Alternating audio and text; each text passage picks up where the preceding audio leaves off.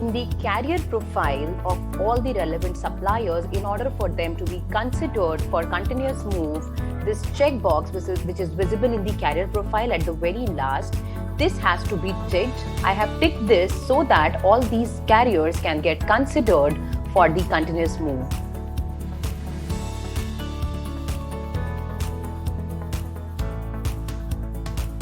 So for continuous move to work, at first let's check the settings at the transportation lane level. So here at the means of transport, the settings which are defined are continuous move type, which is simple in this illustration because it's not a round trip scenario. Otherwise, you can select the round trip as well. And the cost origin which is selected is transportation charge management. Now, if we check the relevant settings at the carrier level, so for this carrier, which is AICR02, the arrival window to and from, I have taken the buffer of 24 hours. The maximum distance is 100 kilometers, and the discount which this particular carrier is going to provide for continuous move to work is 20%. For carrier 3, the discount which it is going to provide is 10%, and the carrier 4 is going to provide the discount of 50% if the continuous move gets applied.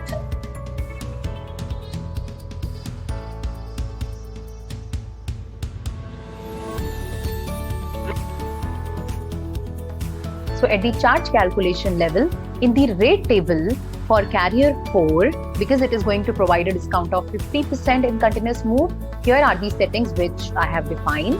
So here I have considered 3 scales. First is the source location, second is destination location region, and third is continuous move as an indicator. And basis that, when we go to dates and values, here if the source location is SP3101, destination location is California, and if continuous move is not applied, then the rate which it is going to pick is 2 USD.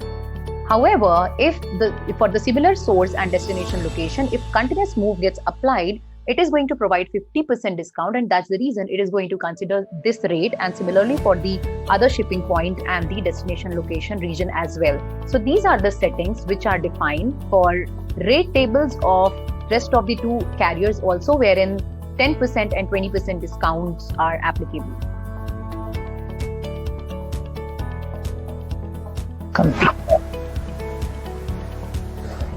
And finally, I have created 2 sales orders. First sales order from shipping point 3101 to customer 1, which is AICU01, and latest requested date that is 31st of May, and time which it is showing. And the second sales order for the second shipping point 3102, and customer location is AICU02, and latest delivery is going to happen on 1st of June. When I have planned both of these freight units using Optimizer, the result is these 2 freight orders. Now let's quickly check if continuous move have got applied, then definitely we would be able to see the continuous move ID. So as you can see in the continuous move document, and here also the continuous move ID is visible. Also in the charges, we can see that it have considered 1 USD, which if you remember and another thing which I wanted to show you is the carrier which it have selected, which definitely is visible here. So for carrier 04, the selection have happened because definitely it have given 50% discount, and the charges are calculated based on that 50% discount. If we check the second freight order as well, there also we would be able to see the similar carrier, because definitely the continuous move have got applied and the same continuous move ID, and in the charges also it have calculated the charges based on the 50% discount, which otherwise would have been 4 USD as the base charge, but it have taken 2 USD because continuous move have got applied. So this is how continuous move have worked in this scenario.